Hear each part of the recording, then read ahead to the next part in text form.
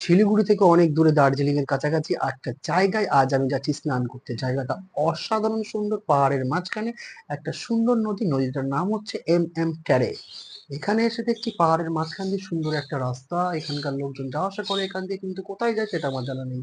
পরিষ্কার পরিচ্ছন্ন একটা নদী, আর জলের স্রোত প্রচন্ড, কিন্তু জলটা আছে মাত্র হাঁটু পর্যন্ত। দার্জিলিং এর সুন্দর এই নদীতে স্নান করতে এসেছে আর মোমো খাবো না, এটা তো হতেই পারে না। মোমো, স্নান আর এত সুন্দর জায়গায় এসেছে আর স্নান করবো না, এটা তো হতেই পারে না। তাই নদীতে পাথরের উপর বসে কয়েকটা পোজ দিলাম ছবি তোলার জন্য। ছবি তোলার পর, ছবিগুলো দেখার পর একটাই শব্দ মুখ দিয়ে বেরোলো, থু।